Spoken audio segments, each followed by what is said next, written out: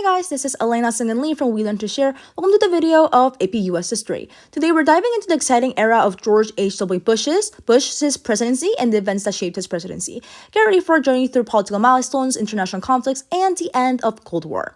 So let's start with the 1988 election, in which George H.W. Bush famously promised a kinder, gentler nation, and he criticized former President Reagan's economic policies, referring it to as voodoo economics. Despite some controversies, Bush emerged victorious and took his office as the 41st President of the United States.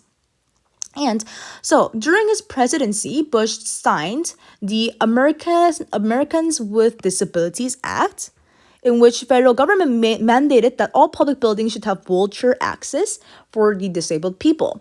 And this landmark legislation aimed to provide equal opportunities and accessibility for individuals with disabilities. However, there were some racial tensions in California. The 1992 LA riots highlighted racial tensions in California, reminded that challenges still existed on the path to racial harmony. And Bush's presidency also saw notable appointments, including Clarence Thomas over here, who was the second African-American Supreme Court Justice. And also, Thomas's confirmation sparked a national conversation on race, gender, and sexual harassment too. Okay, and in the case of 1991 over here, we had START 1, which reduced nukes, and then we have 1992 START 2, which reduced nukes to 3K each. However, and this was a very, very significant achievement in ending the Cold War. So in the realm of foreign affairs, Bush faced some critical challenges.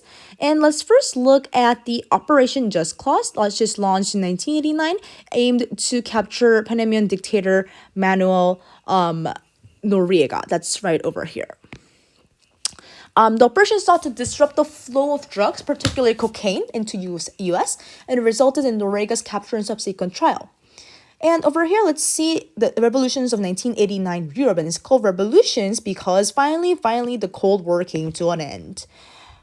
Oops, I should actually highlight it over here, right?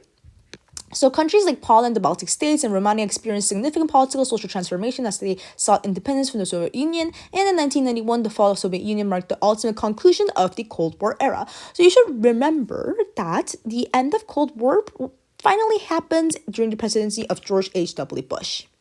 And let's look at some other things. So one of the defining moments of Bush's presidency was called the Gulf War, also known as which involves several things, operations like Operation Desert Storm and Operation Desert Shield. This conflict arose after Iraq's invasion of Kuwait because of its rich oil supplies, and President Bush built a coalition of 34 nations over here, 34 nations, garnering support for the United Nations. And the war aimed to protect Saudi Arabia and liberate Kuwait and from Iraq.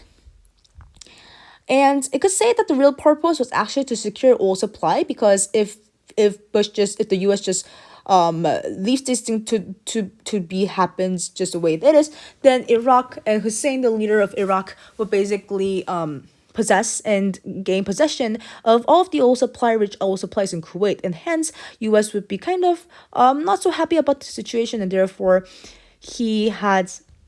Bush had decided to make U.S. involved in this whole situation, and surprisingly, it kind of faced no active protest like Vietnam War did.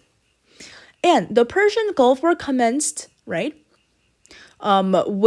It was first followed after the Operation Desert Shield. So this was from August 1990 to January 17, 1991. So it's still 5 days after Iraq invaded Kuwait, and President Bush commenced the Operation Desert Shield, saying that it's a line in the sand to protect Saudi Arabia and liberate Kuwait.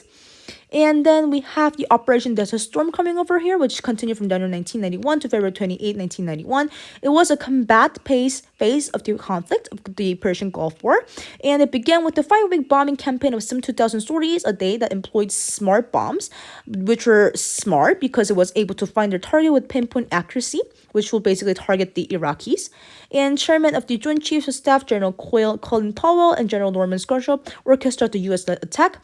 However, even if the US had used the smart bombs, the Iraq had these ineffective short-range Scud missiles as civilian military targets in Saudi Arabia and Israel.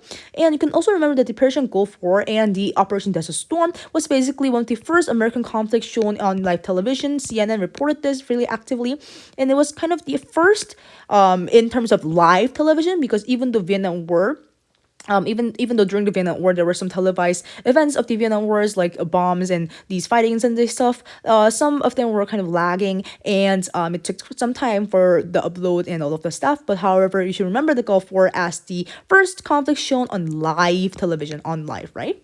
And after the 4-day grand campaign, by February 28th, Iraqi forces fled Kuwait and they surrendered, right? So President Bush declared a ceasefire and Kuwait was liberated. And the leader of Iraq, the Saddam Hussein, he was allowed to remain in power. Of course, this decision was controversial, and it required the Iran soldiers to submit the inspection to submit weapons of mass destruction. And President Bush built the UN coalition around removing Iraq from Kuwait and not around the ouster of Saddam Hussein.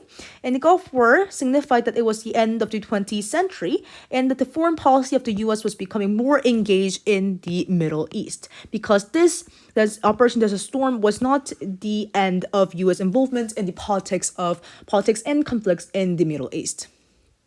And that concludes our exploration of the George H.W. Bush era. From domestic achievements like the Americans with Disabilities Act to the international conflicts like the Gulf War, this period was filled with significant events that shaped the world we live in today, right? Notably, the end of the Cold War, right?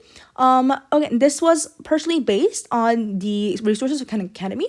And yeah, I hope you enjoyed this exciting journey through history. Remember to like this video, subscribe to our channel, and share your thoughts and questions in the comments below. Stay tuned for more captivating episodes of AP US History.